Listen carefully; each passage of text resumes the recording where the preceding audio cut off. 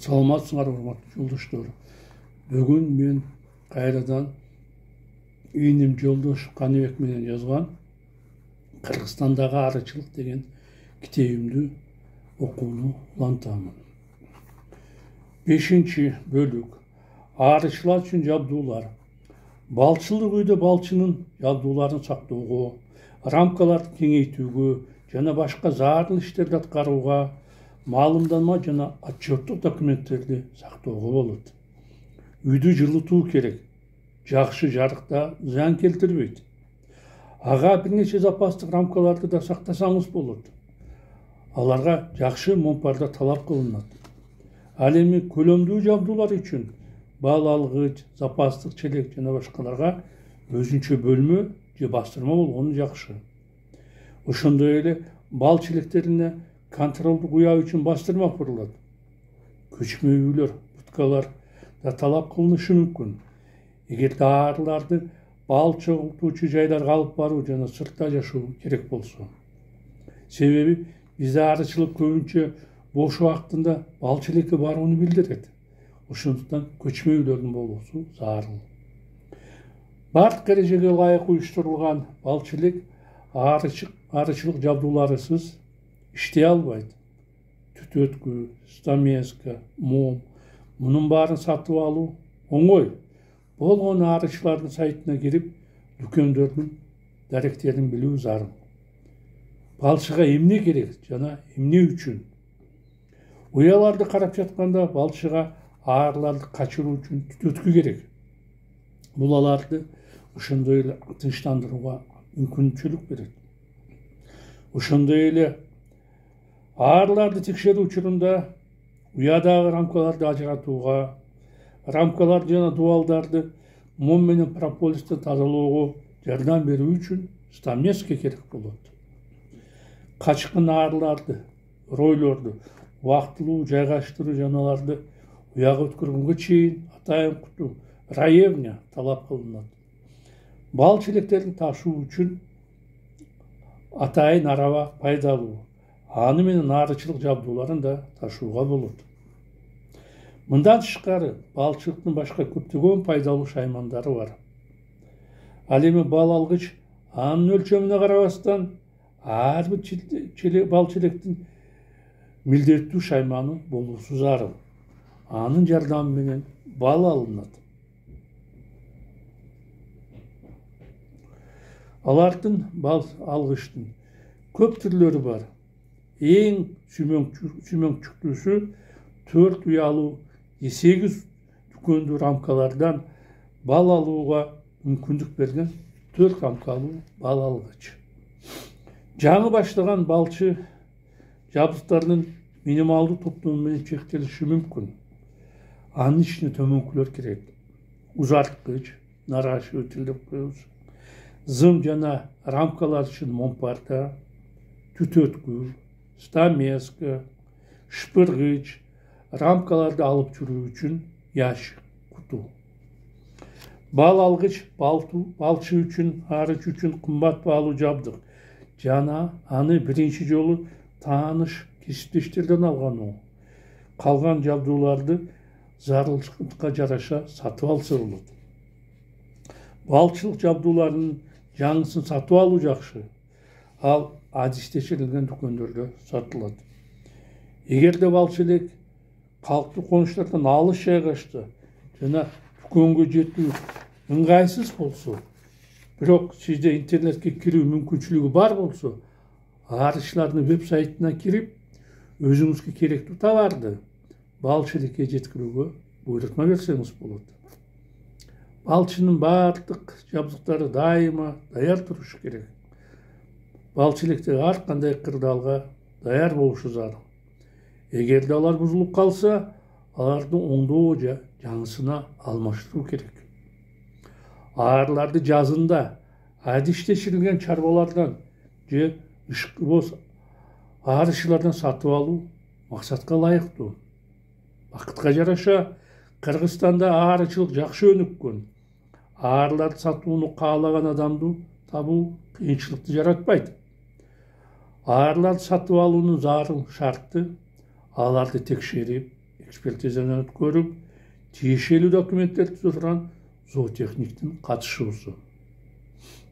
6 бөлүк. Бал челектин өлчөмүн тандоо. Бал челектин өлчөмү жогоруда айтылгандай аймактын бал ресурстарына түздөн-түз көз каранды. Балдын запасы талап кылынгандан көп уюктарды бир аймакка жайгаштыруу максатка ылайыктуу эмес. Биздин шарттарда бир аймакка 70-80 уюк жайгаштыра турган жерлер өтө аз. Эгерде сиз жаңы арычы болсоңуз, дароо эле чоң бал челек албаңыз. Сизге 10-15 үй бүлө жетиштүү. Тажрыйбаңыз көбөйгөндө бул санды акырындык менен көбөйтүүгө болот. Ошол эле учурда аарыларга көп жыл арнап, аарычылык менен кесипкөйлүк катары алектенүүнү чечкен ышкы болсо да, эч кандай чектөөсүз үй бүлөлөрдү сатып алса болот. Аарылар менен иштөө олуттуу физикалык күчтү талап кылат. Ошондуктан бал челектин өлчөмүн аныктоодо өзүңүздүн абалыңызга баа бериңиз. 2 глава уюктун түрлөрү. 1 бөлүк уюктун түрлөрүн тандоо. Эми уюктун түрлөрү жөнүндө сүйлөшөлү. Уюк системасын тандоодо алардын кайсысы жакшы экенин так айтуу мүмкүн эмес. Анткени көп нерсе алып колдонула турган шарттардан көз каранды болот. Ошондуктан төмөнкү жагдайларды эске алуу маанилүү. Аарынын пайда болушу үчүн керектүү көлөм, уюк жайгаша турган климаттык аймак, ширени сактоо ыкмасы, стационардык же көчмөн бал челектердин болушу, бал чогултуу, аарычынын тажрыйбасы, температуралык шарттар, эмгек өндүрүмдүүлүгү, бал челектеги аары үй бүлөлөрүнүн болушу жана алардын саны. Аар уюктардын баардык түрлөрүнүн өзүнө тиешелүү өзгөчөлүктөрү бар. Алар ар кандай шарттарга ылайыкташтырылган. Аар үй бүлөсүнүн күчү, бал челектин айланасында бал чогултуунун өзгөчөлүгү, аарычылардын аны менен иштөө ыңгайлуулугу, бал челектин оңтойлуу жайгашуусу, аарылардын жигерди көбөйтүү зарылдыгы же алардын качуусунун алдын алуу. Аймактын климаттык шарттары. Уюктардын кандай түрлөрү бар? Дүйнөдө алардын көптөгөн өзгөчөлүктөрү бар. Жана бул макалада биз алардын квалификациясына ар кандай мамилени карап чыгабыз. Уюктарды ойлоп тапкан аарчылардын атына жараша түрлөрү бар. Алар төмөндөгүлөр. Лангстрот уюгу, Дадан Блат уюгу, Дилондун Альпылык уюгу. 2 бөлүк. Жатак уюгу, лыжак деп коебуз. Мындай уюкту колдонуунун артыкчылыктары. Аарыларды бал берүүчү өсүмдүктөргө көчүрүүдө уюкка кошумча корпустарды орнотуунун жана аларды бекемдөөнүн кажети жок. Ажыратылган аарыларды ыңгайлуу жайгаштыруу жана ишенимдүү бөлүү тактасы аркылуу бир же бир нече үй бүлөлөрдү бир учурда эле тейлөө мүмкүнчүлүгү. Бул өзгөчө кыш жана жай мезгилдеринде ыңгайлуу. Себеби аталган учурда уюк дээрлик жылуулукту жоготпойт. Тамактын керектелиши жана өлгөн аарылардын саны азаят. Уянын жылуулугу оңой жана жөнөкөй болот. Уюктун кемчиликтери. Жүктөө жана түшүрүү иштери үчүн атайын техника керек. Уюктун салмагы абдан оор. Ошондуктан алар менен иштөө үчүн бир нече адамдын жардамына муктаж болушуңуз мүмкүн. Уюк чоң жана ташуу учурунда көп орунду ээлейт. Эгерде алар көп болсо, иштөө үчүн сизге жардамчы керек. 3 бөлүк. Лангстрот Рут уюгу. Лангстрот Рут уюгунун түзүлүшү төмөнкүчө. Алынуучу түп, корпус, Ажыратуучу тосмо, разделительный решетка деп коебуз. Бастырманын түбү, бастырма крышка, чатыр десе да болот. Арычынын муктаждыгына жараша жыгачтан бир нече корпустарды жана салгычтарды жасоого болот. 4. Дадан булат уюгу. Дадан булат уюгу төмөнкүлөрдөн турат. Алынуучу түп, корпус, дүкөндүк наставка, бир кабаттуу бастырма, кирүү тешиги, литок, конуу тактасы, уянын рамкалары, дүкөндүн рамкалары, киргизилүүчү такта. Бул уюк 435-ке 300 мм рамка жана 435-ке 145 мм жарым рамка өлчөмүндөгү рамкаларды батыра алат. Уюктун бул түрүндөгү рамкалардын эки тарабындагы жалпы аянты 465 чарчы дециметрди түзөт. Көпчүлүк үчүн бул ыңгайлуу көлөм.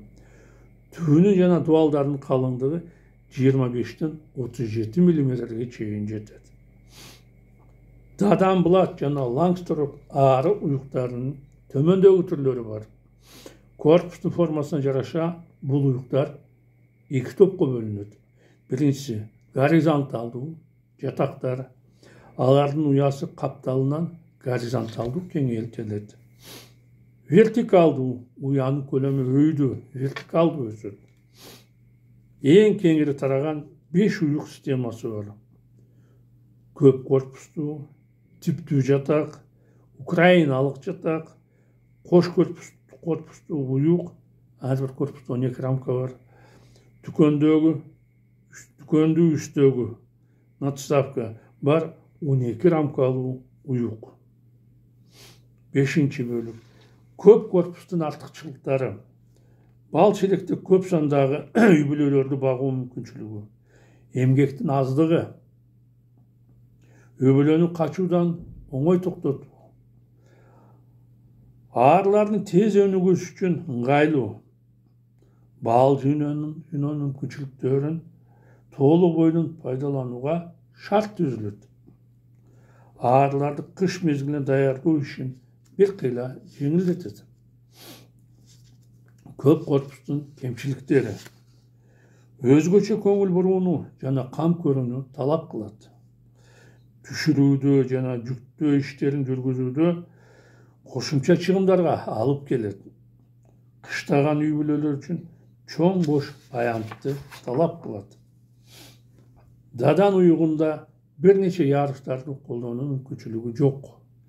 Кайсы уюктун жакшыраак экенин арычы өзү чечиши керек деп ойлойм. Бирок чоң бал челектери бар көптөгөн арычылар мындай дешет. Руттун уюктарынан аарылар дадандын уюктарына караганда көбүрөөк качышат. 7. бөлүк. Альп уюгу. Альп уюгунун уюктун башка түрлөрүнө салыштырмалуу туурасы менен узундугу аз. Бийиктиги 300 мм. Бирок ал адатта бир топ жогору болот. 1 метр жандан көп болушу мүмкүн. Бул кошумча мейкиндикти түзүп, бир нече тосмолорго ээ. Уюктун келүүчү тешиктери жок. Анын ордуна түп менен ылдыйкы корпустун ортосунда 7 мм боштук бар. Ал аба алмашуу милдетин аткарат. Альп уюктарын 4 катарга орнотууга болот. Алардын бир жалпы чатыры бар, бастырмасы. Анткени алар колдонулган Альпы тоолорунда көбүнчө каттуу шамал согуп, ошондуктан бул кыйроого каршы туруу үчүн жасалат. Уюктун бул түрү башкаларга салыштырмалуу жеңил, ошондуктан алсыз адамдарга да ылайыктуу. Балга толгон уюктун салмагы болжол менен 20 килограмм болот. Аларда рамкалардын саны көбүрөөк, 48ге чейин. Бул ар бир уюктун бал түшүмүн бир топ жогорулатат. Бирок алар жылуулукту жакшы көрүшөт жана суукка жакшы чыдашпайт. Dadan, Bulat jana Langsart uyuktары arıçlarını en sүймөнчүктүү uyuktar bolup sanalat. Bal jana arıçlık dükkönlөрünün köpçülügü aların özgüçe muhtaçlarına layıklaştırılgan. Alpolik uyuktar bizde ança işletilbeyt. Oşonduktan balçı bardык тейлөө жана аны менен байланышкан материалдарды сактоо жумуштарын өзү жүргүзүүгө аргасыз болот. Аар уюктар түрлөрү кошумча түрдө төмөнкүдөй бөлүнөт. Биринчи, бир дубалдуу уюктар климаты негизинен жумшак жана жылуу болгон аймактарда. Экинчи, кош дубалдуу суук климат жана мезгил менен катаал кыш үчүн кошумча жылуулугу мүмкүндүк берет. Кош дубалдуу уюктардын эки дубалы бар. Алардын ортосунда жылуулугу өткөрүүчү материал толтурулган. Уюктун түрлөрүн тандоо өзгөчөлүктөрү бир нече талаптарга жана факторлорго жараша уюкту тандоо керек. Биринчи, аймактын бал берүү мүмкүнчүлүгү. Эгер ал аз болсо, анда бир корпустуу уюктарды колдонуу жакшы. Башка учурларда сиз эки корпустуу жатактарды жана алп уюктарын тандаганыңыз оң. Экинчи, климаттык шарттар жана кыштоо. Күзүндө, кышында жана язында жаратылыш шарттары катаал, аарла турак жайда эмес, сыртта кыштаса, анда ажыратылбай турган уюктарды, бир дубалдуу жана алп уюктарды колдонбогон жакшы. Үчүнчү, бал челектин түрү. Көчмөн чарбалар үчүн бир дубалдуу жана алптык уюктарды тандоо керек. Төртүнчү, эне аарларды чыгаруу. Энелерди коммерциялык жактан көбөйтүүдө жана нуклеустарды түзүүдө бир нече секциялуу узун жатактарды колдонуу зарыл. Бешинчи, балчынын күчү. Улгайган жана алсыз адамдар үчүн жатактар жана алп уюктарын колдонуу максатка ылайыктуу болот. Сегизинчи, павильондор жана платформалар. Бирендей павильону. Аарларды павильондордо же платформаларда багуу бир катар артыкчылыктарга ээ. Биринчи, кышында жана жазында ал жерде дайыма кургак. Аарлар аз же дээрлик качышпайт. Анткени дубал ысыкта жогорку температуранын өтүшүнө жол бербей, ал жерде дайыма салкын. Кышында аарлар аз тамак жейт. Аарлардага жүктөөнүн же түшүрүүнүн кереги жок. Көчкөндө кошумча күчтү талап кылбайт. Аларда уктоо жана эс алуу үчүн бөлмө курулган. Платформалардын жана павильондордун конструкциялары ар түрлүү. Бир корпустуу, 2-3 же андан көп корпустуу.